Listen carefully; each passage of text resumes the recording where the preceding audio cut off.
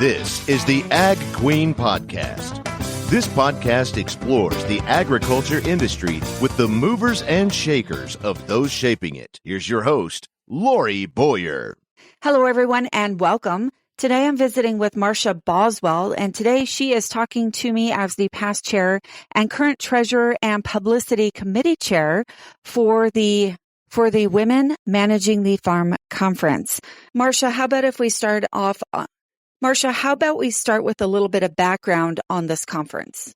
The Women Managing the Farm Conference is an opportunity for women to come together and have a number of different keynote speakers as well as breakouts to choose from. And then we have networking sessions. So as women, want to meet other people who have similar roles on the farm that they have, they're able to break out into those networking sessions. And there's 6 different ones. I mean, it could be that you are a partner. You could be the main person on the farm. You could be an equal partner. You could be maybe the person that has to run and get parts or help out with bookkeeping or all those different things. And so we kind of allow them to get into these groups and have discussions about their experiences on the farm. And then that really makes lifelong friendships in many cases where they can then have a contact to go back and say, oh, we met at this Women Managing the Farm Conference. Is it something that you have run into, or how did you deal in this situation? And so we do have a number of returning participants for the conference. I mean, people have been there for 10 plus years. And then every year, about half the participants are new as well. So there's a good variety of people that attend from, like I said, if they've been at the conference for a number of years or been involved in the farm for a number of years, or we have new people, young people who maybe just married a farmer and want to learn more about, helping with the business and what they are doing or what the roles could be. We also have a networking session for absentee landowners. And so if it's something, maybe you've inherited some land and you don't have experience in farming and you want to learn more about what your options are or meet other people in that situation. So there's a lot of good opportunities to network with other women. But we do have 3 keynote speakers this year, and we always try to find those keynotes on something timely.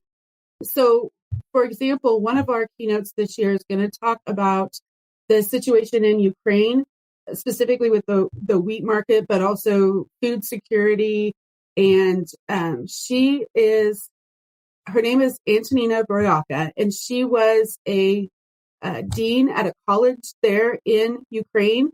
And she's come to the U.S. to seek refuge. And she's now part of Kansas State University, a professor there.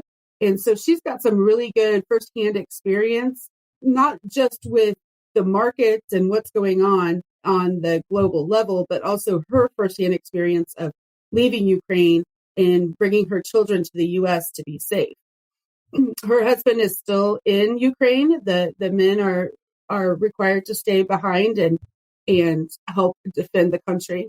So that'll be a really interesting, timely discussion.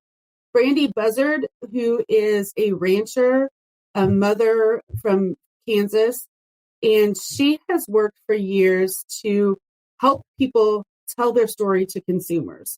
She is an advocate. She's been working for, like I said, for years, just trying to tell the story of how her cattle are grown, how it's part of her lifestyle, how her children are involved. She's been on national media. And so that'll be a really good opportunity for people when they're maybe engaging in social media or with people at the grocery store when they say something possibly negative about the ag industry, just how to engage with those people and have those conversations about, here's something that I do every day. And, I'm happy to answer your questions.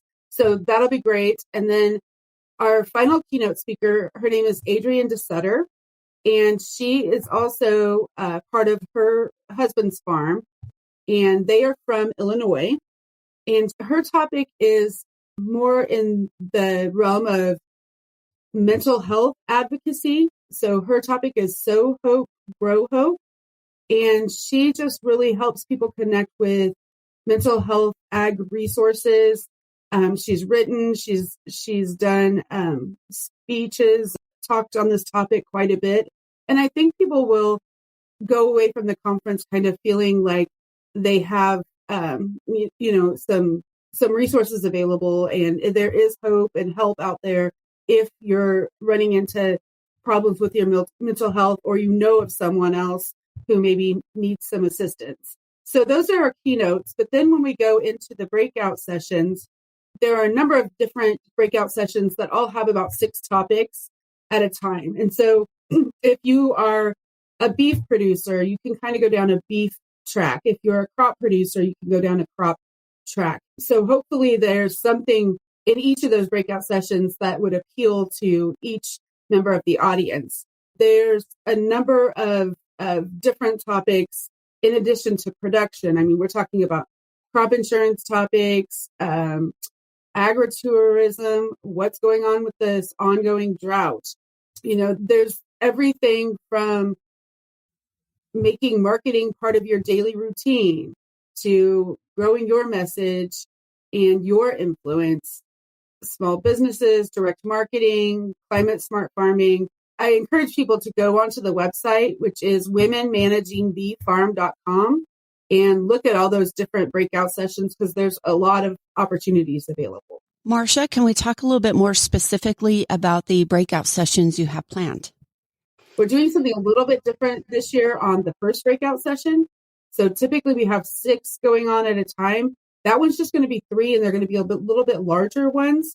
So one of those topics is K-State's calving school, where they have the models of the cow and the calf and talk about calving and show and give participants an opportunity to kind of pull a calf and learn more about it that way. Then another one is on specialty crops for people who are maybe interested in those. And then marketing, crop marketing specifically, is the third breakout at that time. So those are going to be a little bit more developed or enhanced sessions as well. Now, all of that is on the Thursday and Friday, but on Wednesday before the conference, we have pre-conference sessions. And so those are completely optional. It's a $25 fee for those if you want to do that in addition. And you can choose from an introduction to QuickBooks, advanced QuickBooks. We're going to have an interactive farm safety workshop, and that one will actually be offsite at CanEquip in Wamego. And then the future of drones on your farm, which will be at the conference site as well. So when you go onto the website to register, you can choose from one of those if you're interested in participating in one of those pre-conference sessions as well. The early bird deadline is January 15th. So that's coming up right away. You're able to save $25. So essentially getting your pre-conference free if you sign up by that deadline. A couple more things that I'll mention is Thursday night, we do have an entertainment session. So last year we did Shout It Out Bingo with Dave Lewis. And so we're going to have him it's called The Fabulous Feud. And it's kind of based on a family feud type style, but that's always a really fun event for all the attendees to participate in. We had a great time last year. We're really looking forward to this year. Marsha, I know you also wanted to talk a little bit about something new, and that is getting younger people involved. So for the first time this year, we are offering a student registration. High school and college students, if they want to attend the conference, they don't have to pay the full price. That registration amount is $60 instead of the $175. And so that's a good opportunity if you're a student at K-State or in the area and you want to attend certain sessions to learn a bit more. If you're interested in going back to the farm or just learning more about farming and ranching. So that'll be a really good opportunity for some students as well. We have been posting information on our Facebook account. So you can go on there to stay up to date with what's going on.